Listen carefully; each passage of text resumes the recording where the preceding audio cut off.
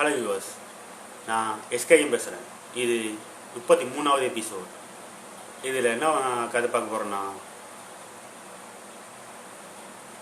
புதுசாக மேரேஜ் ஆகி முதல் தடவையாக தன் மனைவியை சொந்த ஊர் கூட்டி போகும்போதும் அந்த கப்புள்ஸ்க்கு ஏற்பட்ட அமானுஷத்தை பார்க்க போகிறோம். அதுக்கு முன்னாடி நீங்கள் புது சப்ஸ்கிரைபராக இருந்தால் சப்ஸ்கிரைப் செஞ்சுக்கோங்க, ஆல் கொஞ்சம் பட்டன் அழுத்துங்க.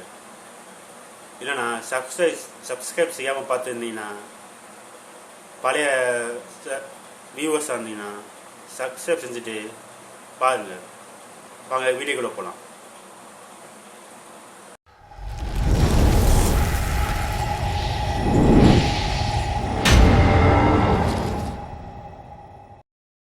ஹலோ வியூவர்ஸ், இது சஞ்சய்க்கும் அவரோட மனைவிக்கும் நடந்ததுக்காக தான். இது 2 வருஷம் முன்னாடி. அதாவது சஞ்சய் ஒரு பையன் சேலத்தை சேர்ந்தவர். அவர் படித்தது எல்லாமே சேலத்தில் தான். கஷ்டப்பட்ட குடும்பம். அந்த நேரத்தில் அவர் நல்லா படித்து ஒரு பெரிய கவர்மெண்ட் எம்ப்ளாய் ஆகணுன்ட்டு ஆசை. அதே மாதிரி அவர் நல்லா படித்து ஒரு கவர்மெண்ட் வேலைக்கு போகிறாரு. ஆனால் அந்த வேலை சென்னையில் அமைஞ்சிருக்கு. அதனால் அவர் முதல் தடவையாக சென்னைக்கு போய் வேலையில் ஜாயின் பண்ணுறாரு. அப்படி வேலை பார்த்துக்கும் போதும் ஒரு 3 வருஷம் கழிச்சு அவருக்கும் ஒரு பொண்ணு சந்திக்காரு. அந்த பொண்ணு கூட போய் லவ் வந்துடுது 2 பேர்த்துக்கும். ஏன்னா சஞ்சய் ஒரு நல்ல பையன், இந்த கட்டுப்பழக்கம் இல்லாத வரும். அதனால் அந்த பொண்ணுக்கும் இவரை பிடிச்சி போச்சு. உடனே உங்கள் அப்பா அம்மாட்ட சொல்லி கல்யாணம் செஞ்சுக்கிறாரு.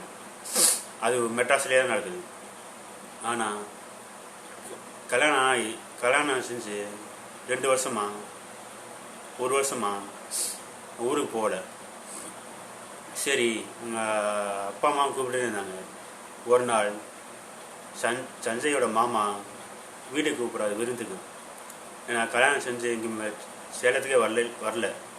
அதனால் இங்கே வாடா, விருந்துக்கு வந்த மாதிரியே இருக்கும், ஊரில் வந்து இங்கே தங்கின மாதிரியே இருக்கும், நீ ஆஃபீஸை சொல்லிவிட்டு இங்கேயே வந்து ஒர்க் ஃப்ரம் ஹோமாக பாரு அப்படின்னு சொல்கிறாங்க. சரின்னு சஞ்சயம் அதை ஏற்றுக்கிட்டு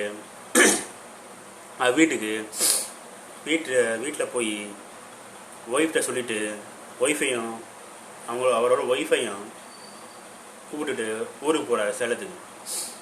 அவர் ஊரை பற்றி சொல்லணும்னா, அவர் ஊர் சேலத்தில் இருக்க ஒரு கிராமம். அதாவது எல்லையில் சேலத்தோட பார்டரில் இருக்குது. அப்போ அவர் ஊருக்கு போகணுனாலே போகிற வழியில் 1-2 காட்டுப்பகுதியை தாண்டணும். போகிற வழியில் 2 பக்கமும் அடர்ந்து போன மரங்கள் நிறையா இருக்கும். பார்த்து காடு மாதிரியா இருக்கும். அதனால் அப்படி ஒரு நாள் நைட்டு அவர் மனைவியை கூட்டிகிட்டு அவர் போகிறார். அவங்க கிளம்புற நேரம் நைட் 8-9 மணி இருக்கும். அப்படி போயிட்டுருக்காங்க. ஒரு நாள் போயிட்டு இருக்கும்போதும் மெட்ராஸ் வந்து கொஞ்சம் தூரம் போயிட்டாங்க. சேலத்தில் நெருங்குறது தூரம். அதே சமயம் முதல்ல வர ஒரு காடு. அந்த காட்டில் நெருங்கும் போதும் என்ட்ரன்ஸ்லேயே ஒரு சஞ்சய்க்கு ஏதோ மனசுக்குள்ள தப்பா படுது. அதே சமயம் ரொம்ப தூரம் வண்டியில் வந்ததுனால அவரோட மனைவியும் அசைய தூங்கிடுறாங்க. சரின்னு இவரும் வண்டி ஓட்டிட்டு இருக்காரு. அந்த காட்டுக்குள்ளே போய் பாதி தூரம் போன படம் அந்த இடத்துல ஒரு லேடி நிற்கிறாங்க. அவங்க சஞ்சயோட காரை நிப்பாட்டுறாங்க லிஃப்ட் கேட்டு. ஆனால் சஞ்சய் தூக்க கலக்கத்தில் இருந்ததுனால அந்த லேடியை சரியாக கவனிக்காமல் வண்டியை ஓட்டிடுறாரு. ஆனால் சஞ்சய் அந்த லேடியை தெளிவாகவே பார்த்தாரு. இருந்தாலும் ஊருக்கு போகணுமேன்ட்டு அவசர தூக்க கலத்தில் போயிட்டாரு. அதே சமயம் வண்டி போயிட்டு போதும் ஒரு 1 கிலோமீட்டர் 2 கிலோமீட்டர் தாண்டி இருக்கும். அந்த சமயத்தில் முன்னாடி பார்த்த அதே லேடி அந்த 2 கிலோமீட்டர் தாண்டி நிற்கிறாங்க.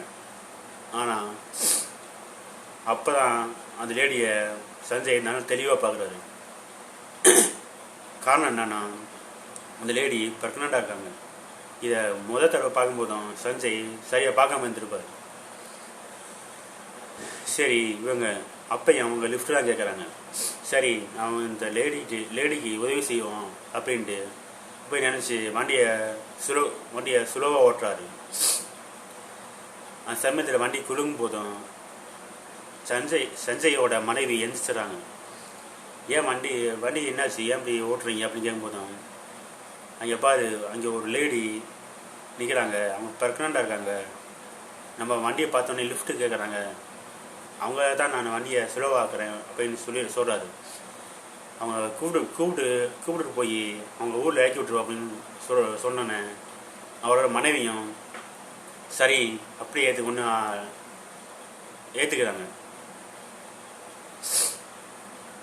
வண்டியை பக்கத்துக்கு போனோன்னே 2 பேருமே கீழே இறங்கி அவங்கள விசாரிக்கிறாங்க. விசாரிக்கும் போது அவங்க சொல்கிறாங்க, என்னோடய ஹஸ்பண்ட் வெளிநாட்டில் இருக்காரு, ஆனால் என்னோட மாமியார் மாமனாரும் அவள் இல்லாத சமயத்தில் என்னை கொடுமைப்படுத்துகிறாங்க. அதனால நான் அவங்க வீட்டை விட்டு நான் என் அம்மா வீட்டுக்கு போகிறேன் அப்படின்னு சொல்கிறாங்க. சரிம்மா, வண்டியில் ஏறிக்கங்க, உங்கள் வீட்டில் கொண்டு போய் விடுறேன், உங்கள் ஊர் எங்கே இருக்குன்னு சொல்லுங்கள் அப்படின்னு சொல்கிறாங்க. அவங்கள அந்த ஊரை சொல்கிறாங்க. அந்த ஊர் எங்கே இருக்குன்னா சஞ்சய் போகிற ஊருக்கு முன்னாடியே இருக்கு. சரி, அவங்க பின் சிட்டியில் ஏறிட்டு இவங்க 2 பேரும் ஏறிட்டு வண்டி ஓட்டிகிட்டு போகிறாங்க. அப்படி 1.5 கிலோமீட்டர் போயிட்டு போதும் போகிறாங்க. அமைதியாக இருக்குது. அந்த நேரத்தில் சஞ்சயோட மனைவினால தூக்கத்தில் இருக்காங்க. அவர் வண்டி ஓட்டிகிட்டு போயிட்டே போகிறாங்க. அந்த சமயத்தில் ஏதோ பேர் ஸ்மெல் லைட்டாக வர மாதிரி லைட்டாக வருது. அது சஞ்சய்க்கு உணவு ஏற்பது. உடனே என்ன இது பேர் ஸ்மெல் அடிக்குது அப்படின்ட்டு ஒரு வேளை வண்டியிலேருந்து அடிக்கிட்டோன்னு நினச்சிட்டு டோரோட விண்டோவை திறக்கிறாரு. திறந்து விட்ட அப்புறமும் அந்த ஸ்மெல் காருக்குள்ளே அடிக்குது. போய் நேரம் ஆக ஆக ஸ்மெல் அதிகமாகுது. இதால் சஞ்சயோட மனைவி எந்திரிச்சிட்றாங்க. என்ன இது, காருக்குள்ளே இந்த அளவுக்கு பேட் ஸ்மெல் அடிக்குது அப்படின்ட்டு அவங்க கேட்குறாங்க. அதுதான் எனக்கும் தெரியல, இது ஒரு 10 நிமிஷமாகவே அடிக்குது அப்படின்னு சஞ்சய் சொல்கிறாரு. அந்த சமயத்தில் தற்செயலா சஞ்சயோட மனைவி அந்த ஃப்ரெண்டில் இருக்க அந்த மிரரை பார்க்குறாங்க. அந்த சமயத்தில் பார்த்து அதிர்ச்சி ஆகிறாங்க. அது என்ன காரணம்னா, அவங்க வண்டியில் ஏற்றின அந்த ப்ரெக்னென்ட் லேடி அந்த சீட்டில் இல்லை. இது பார்த்தோன்னே சஞ்சய்கிட்ட இந்த விஷயத்த சொல்கிறாங்க. அவனும் திரும்பி பார்க்குறாரு. அந்த சமயத்தில் அவர் அதிர்ச்சியோட பயமும் ஏற்படுத்தவருக்கு. ஏன்னா அந்த லேடி ஏற்றிக்கிட்டு 2 கிலோமீட்டர் தொடர்ந்து வந்திருக்கோம். ஆனால் அவங்க எப்படி கீழே இறங்கியிருக்க முடியும்? அதோடு இல்லாமல் காருக்குள்ளே 10-15 நிமிஷமாக ஸ்மெல் ரொம்ப அடிச்சுட்டே இருக்கு அப்படின்ட்டு யோசிச்சுக்கிட்டு காரை விட்டு கீழே இறங்குறாங்க. ஏன்னா அந்த அளவுக்கு ஸ்மெல்லு அடிச்சிருக்கு, அவங்களால தாங்க முடியல. எல்லா டோரையும் திறந்து விட்டுட்டு அவங்க கீழே கொஞ்சம் நிற்கிறாங்க. அந்த சமயத்தில் அவங்க நின்ன இடம் கொஞ்சம் காற்று அடர்ந்து போயிருக்கு. அப்போ நின்றுருக்கும் போதும் காருக்குள்ளே அடித்த அந்த ஸ்மெல் வெளியில் அவங்க நிற்கிற இடத்துல அடிக்குது. அப்போ அவர் யோசிக்கிறார் சஞ்சய், இங்கேயும் அந்த ஸ்மெல்லு ஓவர் அடிக்குதுன்ட்டு யோசிச்சிருக்கும் போதும் ஒரு அழுக்குரல் கேட்குது. அது அவங்க கார் நிப்பாட்டின இடத்துலேருந்து கொஞ்சம் தூரத்தில் ஒரு 50 ஸ்டெப்பு உள்பதியில் காற்பகுதியில் அந்த குரல் கேட்குது. அதுவும் கேட்கும்போதும் ஒரு அமானுஷ்யமாக கேட்குது அது. அப்போ இந்த குரலை கேட்டு சஞ்சயோட மனைவி கொஞ்சம் பயப்படுறாங்க. இங்கே ஏதோ நடக்குது மாதிரி தெரியுது, இந்த குரலை கேட்டால் ரொம்ப அமானுஷ்யமாக இருக்குது, இது ஒரு மனுஷனோட குரல் மாதிரி இல்லை, இங்கேருந்து கிளம்புவோம் வாங்க அப்படின்னு சொல்கிறாங்க. ஆனால் சஞ்சய் வந்து அங்கே என்ன என்ன என்ன நடக்குதுன்னு பார்க்கணுன்னு நினைக்கிறாரு.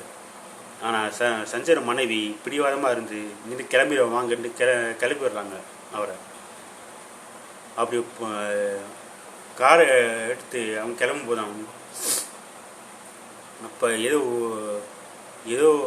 ஒன்று அங்கேருந்து நடக்க சத்தம் கேட்குது. அதாவது காட்டுக்கு நடக்கும்போதும் அந்த காஞ்சி போன இலையில மீச்சு நடந்தால் எப்படி சத்தம் கேட்குமோ அது ஹெவியாக கேட்கிட்டு இருக்கு. இது கேட்டோன்னே சஞ்சய் உடனே வண்டி எடுத்துகிட்டு கிளம்பிட்டார். அப்படி கிளம்பும்போதும் போயிட்டு இருக்கும்போதும் கொஞ்சம் தூரத்துலேயே அவருக்கு ஏதோ உணர்வு ஏற்பட்டு தற்செயல அந்த ஃப்ரெண்டு மிரர் வழியை பின்னாடி பார்க்குறாரு. அப்போ காற்றுல ஏதோ இங்கே கார் போகிற ஸ்பீடுக்கு அளவுக்கு ஈக்குவலாக ஏதோ ஒன்று உருவம் பறந்து வர மாதிரி தெரியுது. அது பறந்து வருதா, நடந்து வருதா, இல்லை ஓடி வருதான்னு அவங்களுக்கு தெரியல. ஆனால் இது பார்த்த உடனே அவர் அரண்டு போயிட்டார். அந்த சமயத்தில் அவரை பார்த்த அவரோட மனைவி, இவரோட முகம் அப்படி இருக்கே, வேர்த்து போயிருக்கேன்ட்டு அவரும் ஃப்ரெண்டு கண்ணாடி வழியாக பின்னாடி பார்க்கப்ப அவங்களுக்கு குப்புன்னு வேர்த்துச்சு. ஏன்னா அந்த லேடி இதுக்கு முன்னாடி காரில் ஏற்றினாங்களே அதே லேடி தான். ஆனால் அதே ப்ரெக்னென்ட் லேடியாக ஒரு அமானுஷ்ய உருவமாக அவங்களுக்கு காருக்கு பின்னாடி ஃபாலோ செஞ்சு வர்றதை பார்த்து அவங்களும் அலற ஆரம்பிச்சிட்டாங்க. இதை பார்த்து சஞ்சய் அவங்க மனைவியை அமைதிப்படுத்திக்கிட்டு காரை ஓடி போயிட்டுருக்காரு. எப்படி அவங்க அவரோட ஊருக்கு எல்லையில் உள்ள நுழைச்சிட்டாரு. அதே சமயம் ஊர் எல்லையில் காவத்தையும் ஐயனார் கோயில் இருக்கிறதுனால அந்த ஆத்மாவால் உள்ளே வர முடியல. அந்த ஐயனார் கோயில் தாண்டி உள்ளே போயிட்டாங்க அவங்க. சரின்ட்டு அவங்க ஊருக்குள்ளே வந்துட்டான் அப்படின்னு தைரியத்தோட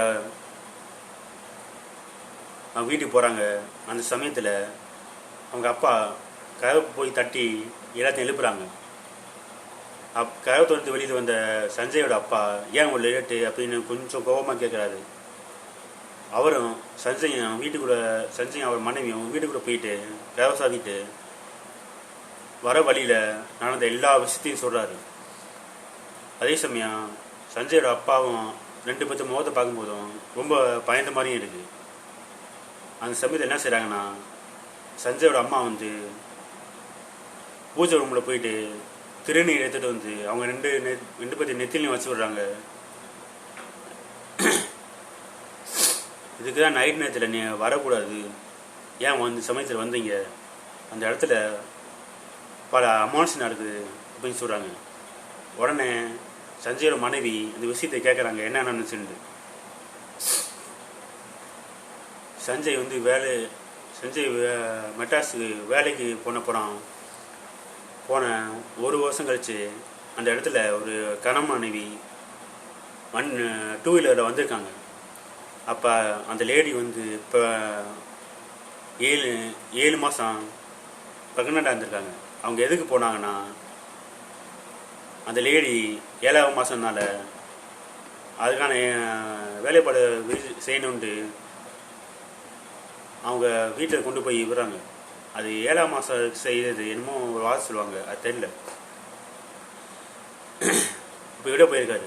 அந்த சமயத்தில் தான் அவங்க லாரி அடிப்பட்டு அதே இடத்துல இறந்தும் போயிருக்காங்க. 2 பேருமே ஸ்பாட் அவுட்டு. அப்படி இறந்து போன அந்த 2 பேத்துல அந்த கணவன் வந்து அதே இடத்துல ஸ்பாட் அவுட்டு. ஆனால் இந்த லேடி மட்டும் இறந்து போன அப்புறமும் அதே இடத்துல சுற்றுறாங்க. அவங்க மட்டும்தான், அந்த லேடி மட்டும்தான் ஆத்மா மட்டும்தான் நிறைய பேர் பார்த்துருக்கதா சொல்லியிருக்காங்க. ஆனால் அவரோட கணவனோட ஆவி எங்கேயும் தட்டுப்படலை.